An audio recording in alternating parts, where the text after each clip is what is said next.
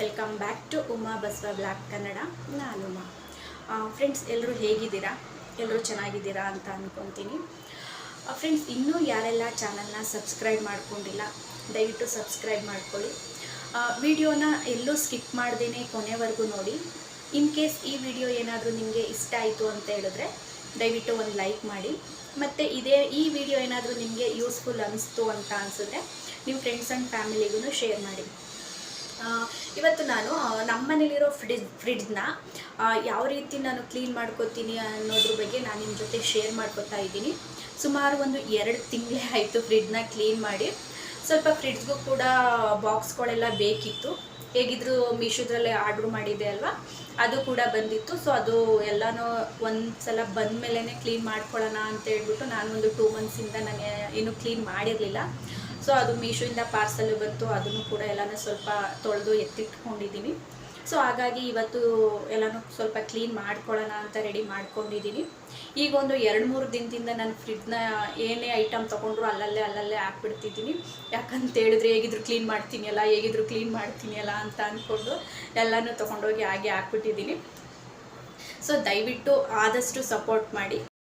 ಇನ್ನು ಫ್ರಿಡ್ಜು ಯಾವ ಥರ ಆಗಿಬಿಟ್ಟಿತ್ತು ಅಂತ ಹೇಳಿದ್ರೆ, ನಾನು ತುಂಬ ದಿನಗಳೇ ಆಗಿಬಿಟ್ಟಿತ್ತು ಕ್ಲೀನ್ ಮಾಡಿ. ಸೊ ಹಾಗಾಗಿ ಏನೇನು ಇಟ್ಟಿದ್ದೀನಿ ಅಂತ ನನಗೆ ಗೊತ್ತಿರಲಿಲ್ಲ. ಮೊನ್ನೆ ನಾನು ಇನ್ಸ್ಟಾಮಾರ್ಟಿಂದನೂ ಸಹ ಕೆಲವೊಂದು ತರಕಾರಿಗಳನ್ನ ತರಿಸಿದೆ. ಅದನ್ನು ಕೂಡ ನಾನು ಕವರ್ ಸಮೇತ ಹಾಗೆ ಎತ್ತಿಟ್ಬಿಟ್ಟಿದೆ. ಮತ್ತು ಈ ಕಡೆ ಸಾಸಸ್ ಆಗಿರ್ಬೋದು, ಸ್ವಲ್ಪ ಹಿಟ್ಟುಗಳನ್ನೂ ಕೂಡ ಹಾಗೆ ಎತ್ತಿಟ್ಬಿಟ್ಟಿದೆ. ಮತ್ತು ಸ್ವಲ್ಪ ಸ್ಪೈಸಿ ಪೌಡ್ರು ಕೂಡ ಹಾಗೆ ಇತ್ತು. ಅದನ್ನೆಲ್ಲ ಸ್ವಲ್ಪ ಕ್ಲೀನ್ ಮಾಡ್ಕೋಬೇಕು. ಮೊದಲಿಗೆ ನಾನಿಲ್ಲಿ ಸ್ವಿಚ್ಚನ್ನ ನಾನು ತೆಗಿತಾ ಇದ್ದೀನಿ. ನಂತರ ಆ ಫ್ರಿಡ್ಜ್ ಮೇಲ್ಗಡೆ ಇದ್ದಿದ್ದು ಕವರ್ನು ಕೂಡ ನಾನು ರಿಮೂವ್ ಮಾಡ್ಕೊಳ್ತಾ ಇದ್ದೀನಿ. ಫ್ರಿಡ್ಜ್ ಮೇಲ್ಗಡೆ ಇರೋ ಕವರ್ ಸ್ವಲ್ಪ ಹಳೇದಾಗ್ಬಿಟ್ಟಿದೆ. ಅದು ಸೈಡಲ್ಲಿರೋ ಸ್ವಲ್ಪ ಬ್ಯಾಗ್ಗಳೆಲ್ಲ ಸ್ವಲ್ಪ ಕಿತ್ತೋದ ಥರ ಆಗಿಬಿಟ್ಟಿದೆ. ಅದನ್ನು ಸ್ವಲ್ಪ ನಾನು ಬೇರೆ ತರಿಸ್ಬೇಕು. ನಂತರ ನಾನು ಒಳಗಡೆ ಇಟ್ಟಿರೋ ಐಟಮ್ಗಳನ್ನೆಲ್ಲನೂ ಕೂಡ ನಾನು ಎತ್ತಿಟ್ಕೊಳ್ತಾ ಇದ್ದೀನಿ. ಅಂದರೆ ಸ್ವಲ್ಪ ಗೊಜ್ಜುಗಳು ಮತ್ತು ಕೆಲವೊಂದು ಕಾಳುಗಳು ಅದನ್ನೆಲ್ಲ ಹಾಗೆ ಎತ್ತಿಟ್ಬಿಟ್ಟಿದೆ. ಅದ್ರ ಮೇಲೆ ಮುಚ್ಚಳ ಕೂಡ ಮುಚ್ಚಿರಲಿಲ್ಲ. ಸೊ ಹಾಗಾಗಿ ಅದನ್ನೆಲ್ಲ ಎತ್ತಿಟ್ಬಿಟ್ಟು ಅದನ್ನೆಲ್ಲ ಕ್ಲೀನ್ ಮಾಡ್ಕೋಬೇಕು. ಮತ್ತು ಅದನ್ನು ನಾನು ಮತ್ತೆ ರಿಸ್ಟೋರ್ ಮಾಡಲ್ಲ. ಯಾಕಂತೇಳಿದ್ರೆ ಅದು ಸ್ಮೆಲ್ ಅನ್ನೋದು ಸ್ವಲ್ಪ ಬಂದುಬಿಟ್ಟಿದೆ. ಸೊ ಹಾಗಾಗಿ ಅದನ್ನೆಲ್ಲ ತೆಗೆದುಬಿಟ್ಟು ನಂತರ ಅಲ್ಲಿದ್ದದ್ದು ಕವರ್ಗಳು, ಅಂದರೆ ಫ್ರಿಡ್ಜ್ ಕವರ್ಗಳಿರುತ್ತಲ್ಲ, ಅದನ್ನೆಲ್ಲ ರಿಮೂವ್ ಮಾಡಿಕೊಂಡು ಅದಕ್ಕೆ ಪಾರ್ಟೇಷನ್ ಕೊಟ್ಟಿರ್ತಾರಲ್ಲ, ಅದನ್ನು ಕೂಡ ಎಲ್ಲನೂ ರಿಮೂವ್ ಮಾಡ್ಕೊಳ್ತಾ ಇದ್ದೀನಿ. ಮತ್ತು ಈ ಕಡೆ ಐಸ್ ಕ್ಯೂಬು ಅದೆಲ್ಲನೂ ಕೂಡ ರಿಮೂವ್ ಮಾಡಿಕೊಂಡು ಈ ಕಡೆ ಸೈಡಲ್ಲಿ ಇದ್ದದ್ದು ಸ್ಪೈಸಿ ಪೌಡ್ರುಗಳನ್ನೆಲ್ಲನೂ ಕೂಡ ಎಲ್ಲನೂ ರಿಮೂವ್ ಮಾಡಿ ಎತ್ತಿಟ್ಕೊಳ್ತಾ ಇದ್ದೀನಿ. ಇದನ್ನು ಕ್ಲೀನ್ ಮಾಡೋಕ್ಕೆ ನಾನು ವಿಮ್ ಜೆಲ್ ಲಿಕ್ವಿಡ್ನ ನಾನು ಯೂಸ್ ಮಾಡ್ತಾ ಇದ್ದೀನಿ. ಗಾಜ್ ಐಟಮ್ಗಳೇ ಆಗಿರ್ಬೋದು ಅಥವಾ ಈ ಥರ ಟ್ರಾನ್ಸ್ಪರೆಂಟ್ ಐಟಮ್ಗಳೇ ಆಗಿರ್ಬೋದು, ಇದಕ್ಕೆ ಈ ಥರ ಲಿಕ್ವಿಡನ್ನು ಯೂಸ್ ಮಾಡಿದ್ರೆ ಚೆನ್ನಾಗಿರುತ್ತೆ. ಇದು ಸೋಪು ಅಥವಾ ಸಬೀನ ಯೂಸ್ ಮಾಡಿದ್ರೆ ಅಷ್ಟು ನೀಟಾಗಿರಲ್ಲ, ಅಷ್ಟು ಕ್ಲೀನಾಗೂ ಕೂಡ ವಾಶ್ ಆಗಲ್ಲ. ಮತ್ತು ಈ ಕಡೆ ಫ್ರಿಡ್ಜ್ ಕೆಳಗಡೆ ಲಾಸ್ಟಲ್ಲಿ ಸ್ವಲ್ಪ ಈರುಳ್ಳಿ ಈ ಥರ ಎಲ್ಲ ಇಟ್ಕೊಳ್ಳೋಕ್ಕೂ ಕೂಡ ಸ್ಪೇಸ್ ಕೊಟ್ಟಿರ್ತಾರೆ ಅಲ್ವಾ, ಬಾಕ್ಸು, ಅದನ್ನು ಕೂಡ ರಿಮೂವ್ ಮಾಡ್ಕೋತಾ ಇದ್ದೀನಿ. ನಾನಿಲ್ಲಿ ನಮ್ಮ ಮನೇಲಿರೋ ಫ್ರಿಡ್ಜ್ಗೆ ಸ್ಟ್ಯಾಂಡ್ ತರಿಸೇ ಇಲ್ಲ. ಅವತ್ತೇ ತರಿಸ್ಬೇಕಿತ್ತು, ಅಂದರೆ ಫ್ರಿಡ್ಜ್ ಬಂದ ದಿನವೇ ತರಿಸ್ಬೇಕಿತ್ತು. ಆವತ್ತು ಅಲ್ಲಿ ಸ್ಟಾಕ್ ಇರಲಿಲ್ಲ. ಸೊ ಹಂಗಾಗಿ ಇವಾಗ ತರ್ಸೋಣ ಅಂತ ಹೇಳ್ಬಿಟ್ಟು ಸುಮಾರು 3-4 ವರ್ಷ ತಳ್ಳೇ ಬಿಟ್ವಿ. ಇನ್ನು ಇದನ್ನೆಲ್ಲ ಕ್ಲೀನ್ ಮಾಡಿಕೊಂಡು ಸ್ವಲ್ಪ ಮೇಲ್ಗಡೆ ಸ್ವಲ್ಪ ಬಿಸಿಲು ಚೆನ್ನಾಗಿ ಬರ್ತಿತ್ತು ಅಲ್ವಾ, ಸೊ ಅದನ್ನು ಕೂಡ ಒಣಗಾಕೋಕ್ಕೆ ಎತ್ತಿಟ್ಬಿಟ್ಟು ಬಂದು ಈ ಕಡೆ ಇದನ್ನೆಲ್ಲನೂ ಕೂಡ ಕ್ಲೀನ್ ಮಾಡ್ಕೊತಾ ಇದ್ದೀನಿ. ಇವಾಗ ಸ್ವಲ್ಪ ಬಿಸಿಲು ಜಾಸ್ತಿ ಇರೋದ್ರಿಂದ ಐಸು ಬೇಗ ಕಟ್ಬಿಡುತ್ತೆ. ಸೊ ಹಾಗಾಗಿ ನಾನಿಲ್ಲಿ ಡ್ರೈ ಆಗಿರೋ ಬಟ್ಟೆನ, ಅಂದರೆ ತೇವ ಅಲ್ಲದೆ ಡ್ರೈ ಆಗಿರೋ ಒಂದು ಕಾಟನ್ ಬಟ್ಟೆನ ನಾನಿಲ್ಲಿ ತಗೊಂಡು ಇದನ್ನೆಲ್ಲನೂ ಸ್ವಲ್ಪ ನೀರು, ಐಸ್ ಗಡ್ಡೆ ಎಲ್ಲನೂ ಕೂಡ ನಾನು ನೀಟಾಗಿ ರಿಮೂವ್ ಮಾಡ್ಕೊಳ್ತಾ ಇದ್ದೀನಿ. ನಂತರ ಈ ಕಡೆ ಸ್ವಿಚ್ ಕಡೆನೂ ಕೂಡ ಎಲ್ಲನೂ ನಾನು ನೀಟ್ ಮಾಡಿಕೊಂಡು ಸ್ವಲ್ಪ ಸ್ಪೈಸಿ ಪೌಡ್ರುಗಳೆಲ್ಲ ಚೆಲ್ಲೋಗ್ಬಿಟ್ಟಿತ್ತು. ಕೆಲವೊಂದು ಪ್ಯಾಕೆಟ್ಗಳನ್ನ ಒಡೆದ್ಬಿಟ್ಟಿರ್ತೀನಿ, ಅರ್ಜೆಂಟಲ್ಲಿ ಹಾಗೆ ಇಟ್ಬಿಟ್ಟಿರ್ತೀನಿ, ಮತ್ತೆ ಆ ಕಡೆ ನೋಡೋಕ್ಕೆ ಆಗಲ್ಲ. ಸೊ ಅದನ್ನು ಕೂಡ ನಾನು ಇಲ್ಲಿ ಡ್ರೈ ಬಟ್ಟೆ ಯೂಸ್ ಮಾಡಿಕೊಂಡು ಎಲ್ಲನೂ ಕೂಡ ನೀಟಾಗಿ ಆ ಸ್ಪೈಸಿ ಪೌಡ್ರುಗಳು ಮತ್ತು ಚಿಕ್ಕದು ಏನಾದರೂ ಧೂಳುಗಳೆಲ್ಲ ಇರುತ್ತೆ ಅದನ್ನು ಕೂಡ ಎಲ್ಲನೂ ನೀಟ್ ಮಾಡ್ಕೊತಾ ಇದ್ದೀನಿ. ಮತ್ತು ಫ್ರಿಡ್ಜ್ ಬಾಗಿಲುಗಳಲ್ಲಿ ಸೈಡಲ್ಲಿ ರಬ್ಬರ್ ಥರ ಕೊಟ್ಟಿರ್ತಾರಲ್ಲ, ಅದನ್ನು ಕೂಡ ಎಲ್ಲನೂ ನೀಟ್ ಮಾಡ್ಕೊಳ್ತಾ ಇದ್ದೀನಿ. ಅಲ್ಲೇ ಜಾಸ್ತಿ ಕೊಳೆಗಳು ಮತ್ತು ಈ ಥರ ಧೂಳು ಎಲ್ಲ ಇರೋದು, ಡಸ್ಟ್ ಎಲ್ಲ ಇರೋದು, ಅದನ್ನು ನೀಟಾಗಿ ಎಲ್ಲನೂ ನಾನು ನೀಟ್ ಮಾಡ್ಕೊಳ್ತಾ ಇದ್ದೀನಿ. ಇದಕ್ಕೆ ನಾನು ಸ್ಪ್ರೇನ ನಾನು ಯೂಸ್ ಮಾಡ್ತಾ ಇಲ್ಲ. ಫಸ್ಟು ಬರೀ ಬಟ್ಟೆ, ಅಂದರೆ ನಾನು ಡ್ರೈ ಆಗಿರೋ ಬಟ್ಟೆಲಿ ನೀಟಾಗಿ ಎಲ್ಲ ಒರೆಸ್ಬಿಟ್ಟು ಒಂದು 5-10 ನಿಮಿಷ ಬಿಟ್ಟಾದಮೇಲೆ ನಾನು ಸ್ಪ್ರೇನ ನಾನು ಯೂಸ್ ಮಾಡ್ತೀನಿ. ನಾನಿಲ್ಲಿ ಮನೇಲೇ ನಾನು ಸ್ಪ್ರೇನ ನಾನು ರೆಡಿ ಮಾಡ್ಕೊಡ್ತಾ ಇದ್ದೀನಿ. ಮೊದಲಿಗೆ ನಾನಿಲ್ಲೊಂದು ಸ್ವಲ್ಪ ನೀರನ್ನ ತಗೊಂಡು ಇದಕ್ಕೆ ಒಂದು ಸ್ವಲ್ಪ, ಅಂದರೆ 1 ಸ್ಪೂನ್ ಆಗುವಷ್ಟು ನಾನು ವಿಮ್ ಜೆಲ್ನ ನಾನು ಯೂಸ್ ಮಾಡ್ತಾ ಇದ್ದೀನಿ. ನಂತರ ಇದಕ್ಕೆ ಒಂದು ಅರ್ಧ ಟೇಬಲ್ ಸ್ಪೂನ್ ಆಗುವಷ್ಟು ಅಡುಗೆ ಉಪ್ಪನ್ನ ನಾನು ಯೂಸ್ ಮಾಡ್ತಾ ಇದ್ದೀನಿ. ಅಂದರೆ ಪುಡಿ ಉಪ್ಪು ಬರುತ್ತಲ್ಲ ಅದನ್ನು ಹಾಕ್ಕೊಂಡು ಮತ್ತೆ ಒಂದು ಅರ್ಧ ಸ್ಪೂನ್ ಆಗುವಷ್ಟು ನಾನು ಅಡುಗೆ ಸೋಡಾನ ನಾನು ಹಾಕ್ತಾ ಇದ್ದೀನಿ. ಇವೆರಡನ್ನು ಹಾಕ್ಕೊಂಡು ಸೋಡಾ ಮತ್ತು ಉಪ್ಪು ಚೆನ್ನಾಗಿ ಆ ನೀರು ಜೊತೆ ಹೊಂದ್ಕೊಳ್ಳೋ ರೀತಿ, ಅಂದರೆ ವಿಮ್ ಜೆಲ್ಲು, ಉಪ್ಪು ಮತ್ತು ಸೋಡಾ ಎಲ್ಲ ಕೂಡ ಕರಗೋ ರೀತಿ ಎಲ್ಲನೂ ಕೂಡ ಮಿಕ್ಸ್ ಮಾಡಿಕೊಂಡು ಒಂದು ಸ್ಪ್ರೇ ಬಾಟ್ಲಿಗೆ ಹಾಕ್ಕೋಬೇಕು. ನನ್ನ ಹತ್ರ ಸ್ಪ್ರೇ ಬಾಟ್ಲು ಇರಲಿಲ್ಲ, ಶಾಪಲ್ಲೇ ಇತ್ತು, ನಾವೇ ಕೂಡ ಸೇಲ್ ಮಾಡ್ತೀವಿ. ಬಟ್ ಇವಾಗ ಶಾಪ್ ಹತ್ರ ಹೋಗುವಷ್ಟು ಟೈಮ್ ಇರಲಿಲ್ಲ. ಸೊ ಹಾಗಾಗಿ ಮನೇಲಿ ಸ್ವಲ್ಪ ಒಂದು ಜ್ಯೂಸ್ ಬಾಟಲ್ ಇತ್ತು, ಅದನ್ನೇ ನೀಟಾಗಿ ತೊಳ್ಕೊಂಡು ಆ ಮುಚ್ಚಳನ ಒಂದು 4-5 ಹೋಲ್ ಮಾಡಿಕೊಂಡೆ ಚಿಕ್ಕದಾಗಿ. ಅದನ್ನೇ ಯೂಸ್ ಮಾಡೋಣ ಅಂತ ಮಾಡ್ತಾ ಇದ್ದೀನಿ.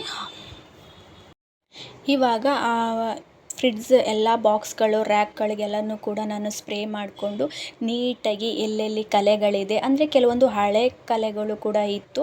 ಸೊ ಅದನ್ನೆಲ್ಲನೂ ಕೂಡ ಹಾಕ್ಕೊಂಡು 1-2 ಸಲ ನಾನು ಹಳೆ ಕಲೆ ಎಲ್ಲೆಲ್ಲಿತ್ತು ಅಲ್ಲಿಗೆ ಸ್ವಲ್ಪ ಜಾಸ್ತಿ ನಾನು ಲಿಕ್ವಿಡ್ನ ಹಾಕ್ಕೊಂಡು ನಾನು ಅದನ್ನೆಲ್ಲನೂ ಕೂಡ ನೀಟ್ ಮಾಡ್ಕೊಳ್ತಾ ಇದ್ದೀನಿ. ಅಂದರೆ ಕೆಳಗಡೆ ಎಲ್ಲ ಧೂಳು ಮತ್ತು ಸ್ಪೈಸಿಸ್ದೆಲ್ಲ ಸ್ಮೆಲ್ಲೆಲ್ಲ ಹಾಗೆ ಇತ್ತು.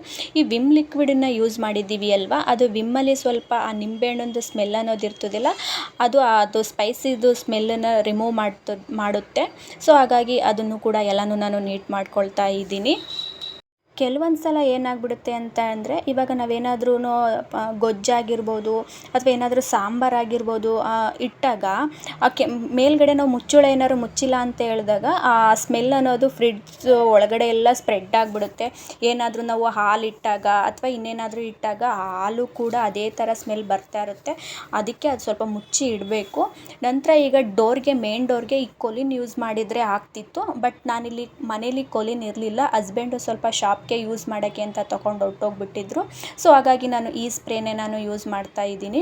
ಯಾವಾಗಲೂ ನಾವು ಫ್ರಿಡ್ಜ್ ತೆಗೆಯೋದ್ರಿಂದ ಇದು ಅಲ್ಲೂ ಕೂಡ ಮುಟ್ಟಿ ಮೆಸ್ಸಿ ಆಗಿತ್ತು, ಸ್ವಲ್ಪ ಅಂಟು ಆ ಥರ ಎಲ್ಲ ಆಗಿಬಿಟ್ಟಿತ್ತು. ಸೊ ಅದಕ್ಕೂ ಕೂಡ ನಾನು ಸ್ಪ್ರೇನೇ ಯೂಸ್ ಮಾಡ್ತಾ ಇದ್ದೀನಿ.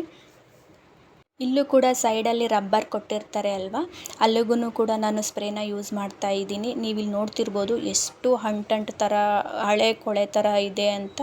ಸೊ ಎಲ್ಲನೂ ಕೂಡ ನೀಟಾಗಿ ಒಂದು ಸಲ ಕ್ಲೀನ್ ಮಾಡಿಕೊಂಡೆ, ಎಲ್ಲೂ ಕೂಡ ಮೆಸ್ಸಿ ಇಲ್ಲದೆ ಇರೋ ಥರ ಎಲ್ಲನೂ ಕೂಡ ಕ್ಲೀನ್ ಮಾಡಿಕೊಂಡೆ. ನೀವಿಲ್ಲಿ ನೋಡ್ತಾ ಇರ್ಬೋದು ಎಷ್ಟು ನೀಟಾಗಿ ಮಾಡ್ಕೊಂಡಿದ್ದೀನಿ ಅಂತ.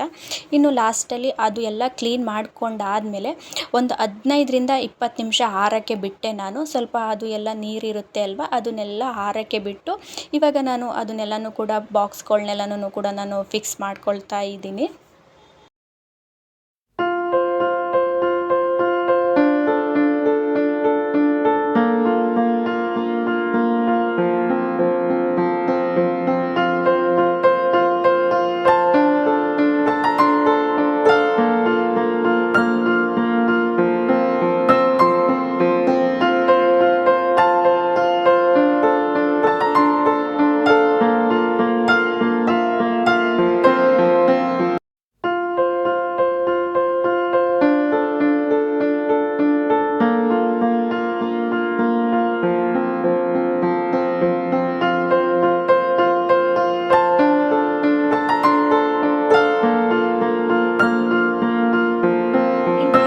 ಕ್ಲೀನ್ ಮಾಡ್ಕೊಂಡು ಬಂದು ಕೆಲವೊಂದು ತರಕಾರಿಗಳನ್ನ ನಾನು ಹಾಗೆ ಇಟ್ಬಿಟ್ಟಿದ್ದೆ. ಅಂದರೆ ನಾನು ಮೊನ್ನೆ ಇನ್ಸ್ಟಾಮಾರ್ಟಿಂದ ಕೆಲವೊಂದು ತರಕಾರಿಗಳನ್ನ ತರಿಸಿದೆ, ಅದನ್ನು ಸ್ವಲ್ಪ ಕವರ್ ಸಮೇತ ಹಾಗೆ ಇಟ್ಬಿಟ್ಟಿದ್ದೆ. ಅದನ್ನು ಸ್ವಲ್ಪ ಎಲ್ಲನೂ ಕೂಡ ವಾಶ್ ಮಾಡಿಬಿಟ್ಟು ರೀಫಿಲ್ ಮಾಡ್ಕೊಳ್ಳೋಣ ಅಂತ ಹೇಳ್ಬಿಟ್ಟು ಬೇಷನ್ಗೆ ನೀರು ತುಂಬಿಸ್ಕೊಂಡು ಅದಕ್ಕೆ ಸ್ವಲ್ಪ ಉಪ್ಪು ಮತ್ತು ಅರಿಶಿನ ಹಾಕಿ ಅದನ್ನೆಲ್ಲನೂ ಕೂಡ ಸ್ವಲ್ಪ ಚೆನ್ನಾಗಿ ಮಿಕ್ಸ್ ಮಾಡಿಕೊಡ್ತಾ ಇದ್ದೀನಿ.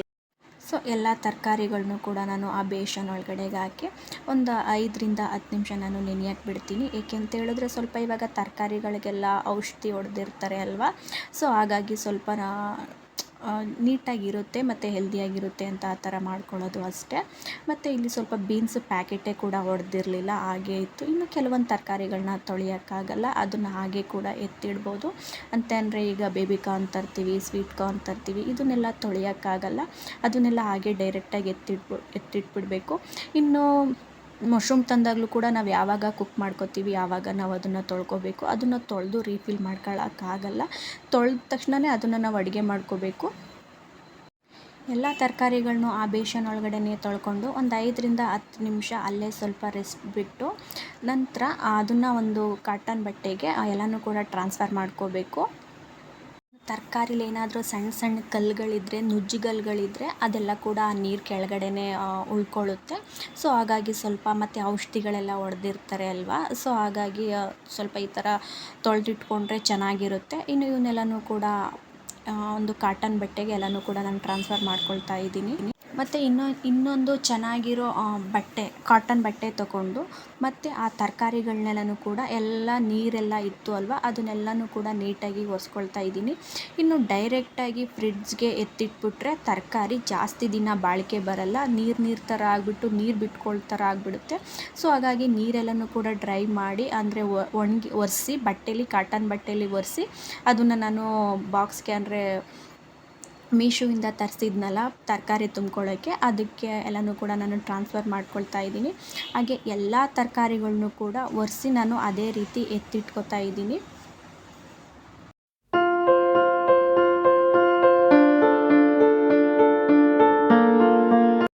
ಇನ್ನು ನಾನು ಬಾಣಂತಿ ಇದ್ದಾಗ ನಮ್ಮ ಮನೇಲಿ ಒಂದು ಫಂಕ್ಷನ್ ಮಾಡಿದ್ವಿ. ಅಂದರೆ ಆವಾಗ ಸ್ವಲ್ಪ ಮಟನ್ನು ಚಿಕನ್ ಎಲ್ಲ ಮಾಡಿದ್ವಿ. ಸ್ವಲ್ಪ ಸ್ಪೈಸಿ ಪೌಡ್ರುಗಳ್ನೆಲ್ಲ ಜಾಸ್ತಿ ತರಿಸ್ಬಿಟ್ಟಿದ್ರು. ಇನ್ನು ನಮ್ಮ ಮನೇಲಿ ಈ ಥರ ಸ್ಪೈಸಿ ಪೌಡ್ರುಗಳನ್ನ ಯೂಸ್ ಮಾಡಲ್ಲ. ಇನ್ನು ನಾನಾದರೆ ಯೂಸ್ ಮಾಡ್ತಿರ್ತೀನಿ ಅಂತ ಹೇಳ್ಬಿಟ್ಟು ನಮ್ಮಮ್ಮ ಎಲ್ಲನೂ ಇಲ್ಲಿಗೆ ಕೊಟ್ಟು ಕಳಿಸ್ಬಿಟ್ಟಿದ್ರು. ಅದು ಕೂಡ ಹಾಗೇ ಇತ್ತು. ಸೊ ಅದನ್ನೆಲ್ಲ ಹೊರ್ಗಡೆ ಇಡೋ ಬದಲು ಈ ಥರ ಒಂದು ಬಾಕ್ಸ್ ಒಳಗಡೆ ಹಾಕಿಟ್ಬಿಟ್ರೆ ಚೆನ್ನಾಗಿರುತ್ತೆ ಅಂತ ಹೇಳ್ಬಿಟ್ಟು ನಾನೊಂದು ಬಾಕ್ಸ್ಗೆ ಹಾಕಿಡ್ತಾ ಇದ್ದೀನಿ. ಇದು ಕೂಡ ನಾನು ಮೀಶೋಯಿಂದ ತರಿಸ್ಕೊಂಡಿದ್ದೆ. ಅದು ಲಾಸ್ಟ್ ಟೈಮು ನಾನು ಹೇಳಿದಾಗ ನಾನು ತೋರಿಸಿದ್ದೆ. ಅದರೊಳಗೆ ಹಾಕಿ ಎತ್ತಿಟ್ಕೊತಾ ಇದ್ದೀನಿ ಎಲ್ಲನೂ. ಮತ್ತು ಇನ್ನೊಂದು ಬಾಕ್ಸ್ನ ಇಟ್ಕೊಂಡು ಸ್ವಲ್ಪ ಕಾರ್ನ್ಫ್ಲೋರು ಮತ್ತು ಕಸ್ಟರ್ಡ್ ಪೌಡ್ರು ಇತ್ತು, ಅದನ್ನು ಕೂಡ ಇಟ್ಕೊತಾ ಇದ್ದೀನಿ. ಕಾರ್ನ್ಫ್ಲೋರು ಮತ್ತು ಕಸ್ಟರ್ಡ್ ಪೌಡ್ರನ್ನ ಸ್ವಲ್ಪ ಪ್ಯಾಕೆಟ್ ಓಪನ್ ಮಾಡಿಬಿಟ್ಟಿದ್ದೆ. ಇನ್ನು ಈಚೆಗಡೆ ಇತ್ತು ಅಂತ ಹೇಳಿದ್ರೆ ನನ್ನ ಮಗ ಎಳಿತಾನೆ ಅಂತ ಹೇಳ್ಬಿಟ್ಟು ಅದನ್ನು ಕೂಡ ಒಂದು ಬಾಕ್ಸ್ ಒಳಗಡೆ ಹಾಕಿ ಎತ್ತಿಡ್ತಾ ಇದ್ದೀನಿ. ಮತ್ತು ನಾನಿಲ್ಲಿ ಕ್ರೀಮ್ ತರಿಸಿದೆ, ಫ್ರೆಶ್ ಕ್ರೀಮು, ಅದನ್ನು ಕೂಡ ಇಟ್ಕೊಂಡು ಮತ್ತು ನಾನು ಸ್ವಲ್ಪ ಚೀಸ್ ಕ್ಯೂಬ್ಗಳ್ನು ತರಿಸಿದೆ, ಅದನ್ನು ಕೂಡ ನಾನು ರೀಫಿಲ್ ಮಾಡ್ಕೊತಾ ಇದ್ದೀನಿ. ನಂತರ ಇಲ್ಲಿ ಇನ್ನೊಂದು ಬಾಕ್ಸ್ ಎತ್ತಿಟ್ಕೊಂಡು ಕೆಲವೊಂದು ಸಾಸಸ್ಸು ಅಂದರೆ ಕೆಳಗಡೆ ತಳ ಅಷ್ಟು ಗಟ್ಟಿ ಇಲ್ಲ, ಅದು ಪೇಪರಲ್ಲಿ ಬರುತ್ತಲ್ಲ ಅದಿತ್ತು. ಇನ್ನು ಅಲ್ಲಿಟ್ಟರೆ ಸ್ವಲ್ಪ ಕೆಳಗಡೆ ಬಿದ್ದೋದ ಥರ ಆಗಿಬಿಡ್ತಿತ್ತು. ಸೊ ಅದನ್ನು ಕೂಡ ನಾನು ಇದೇ ಥರ ಬಾಕ್ಸ್ ಒಳಗಡೆ ಹಾಕಿಡ್ತಾ ಇದ್ದೀನಿ. ಸ್ವಲ್ಪ ಸ್ಪೇಸು ಕೂಡ ಕಮ್ಮಿ ಆಗುತ್ತೆ ಮತ್ತು ಅದು ಬಿದ್ದೋಗಲ್ಲ, ಅದಕ್ಕೋಸ್ಕರ ಅದನ್ನು ಕೂಡ ಒಂದು ಬಾಕ್ಸ್ ಒಳಗಡೆ ಹಾಕಿ ಎತ್ತಿಡ್ತಾ ಇದ್ದೀನಿ. ನಂತರ ಆ ರ್ಯಾಕ್ ಒಳಗಡೆ ಬರೀ ಸಾಸ್ಗಳನ್ನೇ ನಾನು ಇಡ್ತಾ ಇದ್ದೀನಿ. ಕೆಲವೊಂದು ಸಲ ಸಾಸ್ ಅಂದ ತಕ್ಷಣ ಆ ರ್ಯಾಕ್ಗೆ ಹೋಗೋದು ಜಾಸ್ತಿ. ಸೊ ಹಾಗಾಗಿ ಎಲ್ಲನೂ ಕೂಡ ಆ ಸಾಸ್ ರಿಲೇಟೆಡ್ ಐಟಮ್ಗಳ್ನೆಲ್ಲನೂ ಕೂಡ ಒಂದು ಕಡೆ ಜೋಡಿಸ್ಕೊತೀನಿ. ಇನ್ನು ತರಕಾರಿಗಳ್ನೆಲ್ಲನೂ ಕೂಡ ಒಂದು ಪಾರ್ಟಲ್ಲಿ ಅಂದರೆ ಒಂದು ಪಾರ್ಟೇಷನ್ ಕೊಟ್ಟಿರ್ತಾರಲ್ಲ ಅದರಲ್ಲಿ ನಾನು ಫಿಲ್ ಮಾಡ್ಕೊಳ್ತಾ ಇದ್ದೀನಿ. 3 ಬಾಕ್ಸಿಗೂ ಕೂಡ ಒಂದು ಪಾರ್ಟೇಷನ್ ಸಾಕಾಯಿತು. ಸೊ ಹಾಗಾಗಿ ಒಂದು ರ್ಯಾಕಲ್ಲಿ ನಾನು ಅಂದರೆ ಒಂದು ಪಾರ್ಟೇಷನಲ್ಲಿ ನಾನು ತರಕಾರಿ ಬಾಕ್ಸ್ಗಳ್ನೆಲ್ಲನೂ ಕೂಡ ನಾನು ರೀಫಿಲ್ ಮಾಡ್ಕೊಳ್ತಾ ಇದ್ದೀನಿ. ಇನ್ನು ಸ್ವಲ್ಪ ಮನೇಲಿ ಡ್ರೈ ಫ್ರೂಟ್ಸ್ಗಳೆಲ್ಲ ಹಾಗೇ ಇತ್ತು, ಅದು ನಾನು ಕವರ್ ಒಳಗಡೆಗೆ ಹಾಕಿ ಎತ್ತಿ ಕಟ್ಟಿಟ್ಬಿಟ್ಟಿದೆ. ಸೊ ಅದನ್ನು ನಾನು ಒಂದು ಟ್ರಾನ್ಸ್ಪರೆಂಟ್ ಕಂಟೈನರ್ಗೆ ನಾನು ಅದನ್ನು ಟ್ರಾನ್ಸ್ಫರ್ ಮಾಡಿಕೊಂಡು ಅದನ್ನು ಕೂಡ ಒಂದೇ ಸೈಡ್ ಸಿಗೋ ಥರ ಅಂದರೆ ಒಂದೇ ಕಡೆ ಸಿಗೋ ಥರ ಅದನ್ನು ಕೂಡ ಇಟ್ಕೋತಾ ಇದ್ದೀನಿ. ಒಂದು ಬಾಕ್ಸಲ್ಲಿ ಪಾಸ್ತಾ, ಗೋಡಂಬಿ ಆ ಥರ ಸಪ್ರೇಟಾಗಿ ಒಂದೊಂದಕ್ಕೆ ಹಾಕ್ಕೊಂಡು ಅದನ್ನು ಕೂಡ ನಾನು ಎತ್ತಿಟ್ಕೋತಾ ಇದ್ದೀನಿ. ನಂತರ ಇವಾಗ ತರಕಾರಿ ಹಾಕ್ಕೊಳ್ಳೋಕ್ಕೆ ಒಂದು ಬಾಕ್ಸ್ ಕೊಟ್ಟಿರ್ತಾರಲ್ಲ ಅದನ್ನ ಇಟ್ಕೊಂಡು ಅಲ್ಲಿಗೆ ನಾನು ಜಾಸ್ತಿ ಏನು ತರಕಾರಿನ ಹಾಕಿಲ್ಲ. ಇದಕ್ಕೆ ಒಂದು ಸ್ವಲ್ಪ ಗೋಧಿ ಹಿಟ್ಟು ಒಂದು ಬಾಕ್ಸಲ್ಲಿತ್ತು, ಅದೊಂದು ಡಬ್ಬಿಗೆ ಹಾಕ್ಕೊಂಡು ಮತ್ತು ಸ್ವಲ್ಪ ರವೆ ಮತ್ತು ಸ್ವಲ್ಪ ಕಡಲೆ ಹಿಟ್ಟು ಇವಿಷ್ಟನ್ನು ತರಕಾರಿ ಹಾಕ್ಕೊಳ್ಳೋಕ್ಕೆ ಕೊಟ್ಟಿರ್ತಾರೆ ಅಲ್ಲಿಗೆ ನಾನು ಇಟ್ಕೊಂಡಿದ್ದೀನಿ. ಇನ್ನು ಕಾಳುಗಳು ಬಂದರೆ ನಾನು ಇಲ್ಲಿಗೆ ಇಟ್ಕೊಂಡಿಲ್ಲ, ಅಂದರೆ ಫ್ರಿಡ್ಜ್ಗೆ ನಾನು ಯಾವುದೇ ಕಾಳುಗಳನ್ನ ಇಟ್ಟಿಲ್ಲ. ಇನ್ನು ಮನೇಲಿ ಸ್ವಲ್ಪ ಬ್ರೆಡ್ ಇತ್ತು, ಅದನ್ನು ಕೂಡ ನಾನು ಫ್ರಿಡ್ಜ್ಗೆ ಎತ್ತಿಟ್ಕೋತಾ ಇದ್ದೀನಿ. ಇನ್ನು ಕಾಳುಗಳನ್ನ ಏನಕ್ಕಪ್ಪ ನಾನು ಜಾಸ್ತಿ ಫ್ರಿಡ್ಜ್ಗೆ ಇಟ್ಕೊಳ್ಳಲ್ಲ ಅಂದರೆ ನಾನು ಜಾಸ್ತಿ ತರಿಸಿಲ್ಲ, ಯಾಕೆಂದರೆ ಸ್ವಲ್ಪ ದಿನ ಊರಲ್ಲಿರ್ತೀನಿ, ಸ್ವಲ್ಪ ದಿನ ಇಲ್ಲಿರ್ತೀನಿ ಅಲ್ವಾ. ಸೊ ಹಾಗಾಗಿ ಸ್ವಲ್ಪ ಕಾಳುಗಳನ್ನ ನಾನು ಜಾಸ್ತಿ ತರಿಸ್ಕೊಳ್ಳಲ್ಲ, ಎಷ್ಟು ಬೇಕೋ ಅಷ್ಟು ಮಾತ್ರ ತರಿಸ್ಕೊಳ್ಳೋದು. ಇನ್ನು ಈರುಳ್ಳಿ ಮತ್ತು ಬೆಳ್ಳುಳ್ಳಿ ಅದು ಸಿಪ್ಪೆ ಸ್ವಲ್ಪ ಜಾಸ್ತಿ ಬರುತ್ತೆ ಅಂತ ಹೇಳ್ಬಿಟ್ಟು ಕೆಳಗಡೆಗೆ ಒಂದು ನ್ಯೂಸ್ ಪೇಪರ್ನು ಕೂಡ ಹಾಕ್ಕೊಂಡು ಅದು ಸಿಪ್ಪೆ ಎಲ್ಲ ಅಲ್ಲೇ ಬಿಡಿಸ್ಬಿಟ್ಟು ಅದನ್ನು ಕೂಡ ಆ ಕಡೆಗೆ ಟ್ರಾನ್ಸ್ಫರ್ ಮಾಡ್ಕೊಳ್ತಾ ಇದ್ದೀನಿ. ಇನ್ನು ಇಲ್ಲಿ ಬಂದು ಆಯಾ ಸೀಸನ್ಗೆ ತಕ್ಕನಾಗಿ ಇದನ್ನು ನಾವು ಫಿಕ್ಸ್ ಮಾಡ್ಕೋಬೇಕು. ಅಂದರೆ ಬೇಸಿಗೆಗಾಲ, ಮಳೆಗಾಲ ಮತ್ತು ಚಳಿಗಾಲ ಆಯಾ ಸೀಸನ್ಗೆ ತಕ್ಕನಾಗಿ ಇದನ್ನು ನಾವು ಫಿಕ್ಸ್ ಮಾಡ್ಕೋಬೇಕು. ನಂತರ ಇದನ್ನು ಮಿನಿಮಮ್ ಅಂದರೂ 1 ಡೇ ಬಿಡಬೇಕು. ಇಲ್ಲ ಟೈಮ್ ಇಲ್ಲ ಅಂತ ಹೇಳಿದ್ರೆ ಒಂದು 4ರಿಂದ 5 ಗಂಟೆ ಟೈಮು ಸ್ವಿಚ್ನ ಆನ್ ಮಾಡಬಾರ್ದು. ಮತ್ತು ಫ್ರಿಜ್ಜು ಮತ್ತು ಗೋಡೆ ಮಧ್ಯೆ ಸ್ವಲ್ಪ ಗ್ಯಾಪ್ ಇರಬೇಕು. ಆ ಮೋಟ್ರಿಂದ ಸ್ವಲ್ಪ ಬಿಸಿ ಗಾಳಿಗೆ ಸ್ವಲ್ಪ ಗ್ಯಾಪ್ ಇರಬೇಕು. ನಾನು ಹಿಂದೆಗಡೆ ನೀರನ್ನ ನಾವು ಅವಾಗವಾಗ ಕ್ಲೀನ್ ಮಾಡ್ಕೋತಾ ಇರ್ತೀವಿ. ಯಾಕಂತ ಹೇಳಿದ್ರೆ ನೀರೇನಾದ್ರು ಅಲ್ಲಿ ಜಾಸ್ತಿ ಕಂಡುಬಿಡ್ತು ಅಂತ ಹೇಳಿದ್ರೆ ನನ್ನ ಮಗ ಹೋಗಿ ಮುಟ್ಬಿಡ್ತಾನೆ ಅಂತ ಅಂದ್ಬಿಟ್ಟು ನಾವಲ್ಲಿ ಜಾಸ್ತಿ ನೀರು ಇಡೋಕ್ಕೆ ಬಿಡಲ್ಲ. ನೋಡಿ ಫೈನಲಿ ಈ ಥರ ನಾನು ರೆಡಿ ಮಾಡ್ಕೊಂಡಿದ್ದೀನಿ. ಅಂದರೆ ನನಗೆ ಯಾವ ಥರ ಅನ್ನಿಸ್ತು ಸೊ ನಾನು ಆ ಥರ ರೆಡಿ ಮಾಡ್ಕೊಂಡಿದ್ದೀನಿ. ನೋಡ್ತಿರ್ಬೋದು ನೀವು ಫ್ರೆಂಡ್ಸ್. ವಿಡಿಯೋನ ನೀವು ಕೊನೆವರೆಗೂ ನೋಡಿದ್ದೀರಾ ಅಂತ ಅಂದ್ಕೊತೀನಿ. ಇನ್ ಕೇಸ್ ಈ ವಿಡಿಯೋ ಏನಾದರೂ ನಿಮಗೆ ಇಷ್ಟ ಆಯಿತು ಅಂತ ಹೇಳಿದ್ರೆ ದಯವಿಟ್ಟು ಒಂದು ಲೈಕ್ ಮಾಡಿ ಮತ್ತು ನಿಮ್ಮ ಫ್ರೆಂಡ್ಸ್ ಆ್ಯಂಡ್ ಫ್ಯಾಮಿಲಿಗೂ ಶೇರ್ ಮಾಡಿ ಫ್ರೆಂಡ್ಸ್.